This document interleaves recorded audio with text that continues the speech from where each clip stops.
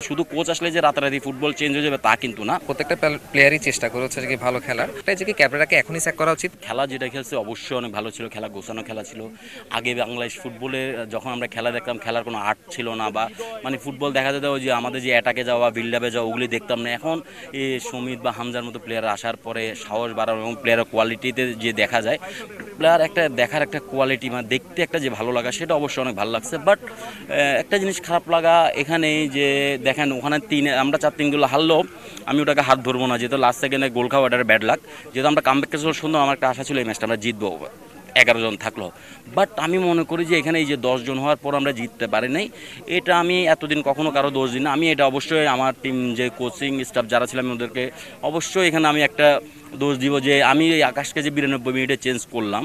হ্যাঁ, আমার যেহেতু এখানে কোনো মানে একটা পয়েন্ট থাকলে আমার কোনো লাভ নাই, আমি যে মানে জয় ছাড়া আমার কোনো বিকল্প নাই, তাহলে আমি কেন তখন আমার একটা ডিফেন্স থেকে একটা প্লেয়ার কমাই কেন আমি ফরওয়ার্ড বাড়াইলাম না আরও আগে 70 মিনিটে? এটা কেন আমি জাস্ট 4 মিনিট আগে বাড়াইলাম? 4 মিনিট আগে বাড়াই আমি গোল করতে পারবো? তো এখানে মনে করবো যে এখানে একটা বিশাল ঘাটতি করছে, এই জিনিসটা অবশ্যই ভালো হয় না। এই জিনিসটা যদি আমরা অ্যাটলিস্ট 70 মিনিটও করতাম, মনে করি যে অবশ্যই চান্সটা আমাদের বেশি হতো, আমরা অবশ্যই ম্যাচটা জয় নিয়ে আসতে পারতাম। হ্যাঁ, অবশ্যই আপনার ওই প্রোফাইলের এখন কোচ দরকার, ঠিক আছে?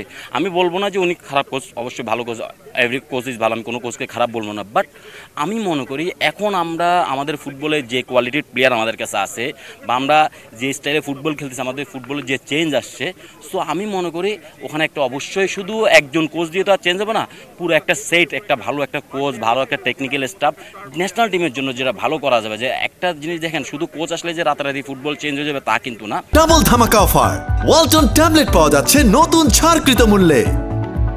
আমার পুরা মানে জাস্ট পুরো এনভায়রনমেন্টটা চেঞ্জ করতে হবে। কোচের পাশাপাশি যে এনভায়রনমেন্ট আছে মানে সব কিছু নিয়ে, এই যে আমরা যেটা বলি মনোবিজ্ঞানী থেকে শুরু করে এগুলো সব কিছু এখন আমি মনে করি বাংলাদেশ টিমের জন্য দরকার। যদি ভালো কোচ আসে এবং কোচ দিয়ে ভালো করতে পারে, অবশ্যই কোচ একটা বিগ ফ্যাক্টর। আপনি জানেন কোচ শুধু যে মাঠে প্র্যাকটিস করাবে খেলাবে তা কিন্তু না, তার ডিসিশন নেওয়াটা অনেক ইম্পর্টেন্ট আমি মনে করি। যেখানে আমি এখানে আজকের ম্যাচে আমি বলবো যে আজকের ম্যাচের ডিসিশন আমার তো ভালো লাগে নাই।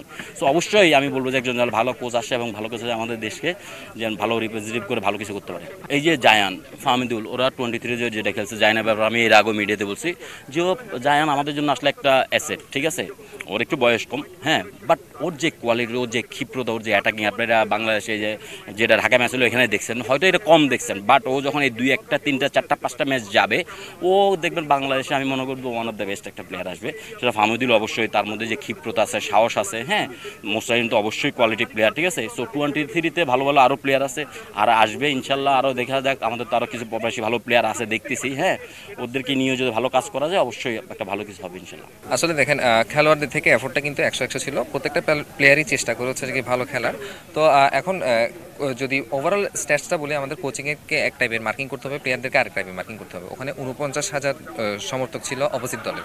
তো তারা হচ্ছে এই প্রেশারটাকে হ্যান্ডেল করে হচ্ছে যে কি অবশ্যই একটা ভালো বিল্ড আপ দিয়েছে, একটা ভালো খেলা দিয়েছে। বাট শুরুর দিকে যে প্লেয়ারগুলো নিয়ে বাংলাদেশ নেমেছে আমরা ওটাতে একদমই খুশি না।